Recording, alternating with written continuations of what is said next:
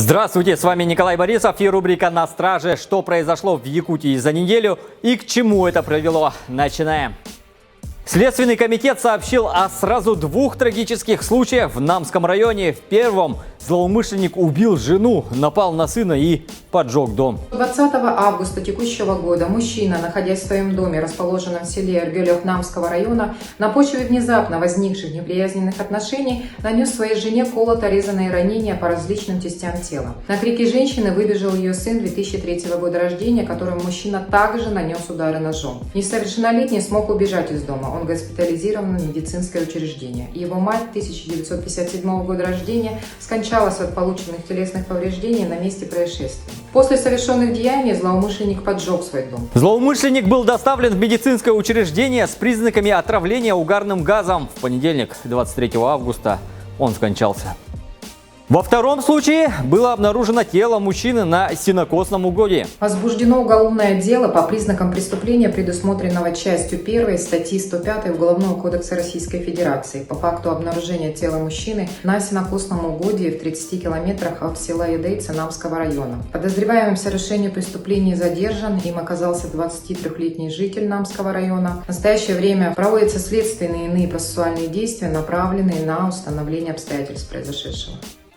В Якутии изъято около 3 килограммов природного золота стоимостью более 12 миллионов рублей. Целый комплекс мероприятий провели сотрудники группы экономической безопасности МВД совместно с региональным управлением ФСБ. В результате оперативниками задержаны работники 3 золотодобывающих предприятий Аймиконского района. Так, при участии инспекторов ДПС на автодороге Колыма был остановлен внедорожник под управлением 46-летнего жителя Магаданской области. В ходе досмотра автомобиля обнаружены и изъяты 2 свертка с рассыпным природным золотом общим весом более 1,5 килограмм. Установлено, что мужчина, являясь начальником участка и имея доступ к золотоприемной кассе, похитил драгоценный металл с целью дальнейшего сбыта. Уволившись с предприятия, злоумышленник вывез драгметалл с территории месторождения, спрятав его в оборудованном в своем автомобиле тайнике. Также правоохранителями пресечена попытка кражи 119 граммов промышленного золота с территории горнорудного участка, расположенного в 150 километрах от поселка Усть-Нера. Промывальщик при геологических проб данной артели похитил драгоценное сырье и спрятал в своих личных вещах. Золото стоимостью 500 тысяч рублей изъято. Помимо этого, в краже драгоценного металла уличены 2 работников еще одного рудника. Установлено, что жители Челябинской области, вступив между собой в преступный сговор, похитили рассыпное золото свыше килограмма 300 граммов общей стоимостью более 5 миллионов рублей. В целях вывоза в соседний регион они спрятали сырье во внедорожнике, принадлежащем одному из злоумышленников. Драгоценный металл изъят.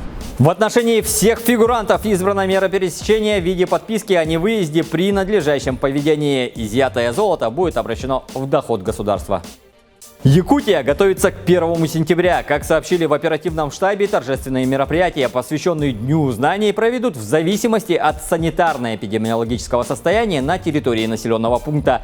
Решение будет принимать муниципальное образование, либо ректорат вузов и СУЗов. В Якутске торжественные линейки пройдут в очном формате на открытом воздухе. 1 сентября родители смогут присутствовать на школьных линейках на отдельно от детей в специально отведенном месте. Формат проведения Дня знаний зависит от погоды. Нам нельзя допускать массового скопления людей внутри помещений.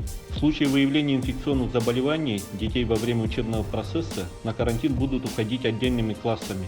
Если в школах будет обнаружено превышение уровня концентрации заболеваний, образовательные учреждения полностью перейдут на дистанционную форму обучения, как это происходило ранее в прошлом учебном году. Напомним, дети не подлежат вакцинации. Во время школьного сезона они встретятся друг с другом, и у болезни появится возможность передаваться внутри коллективов. Как сообщает оперштаб, перед учебным годом родители еще раз должны задуматься о необходимости вакцинации. На 25 августа в реанимационных отделениях Якутии находится 102 человека, и ни один из них не получал вакцину. На этом все. Доверяйте только проверенной информации и берегите себя.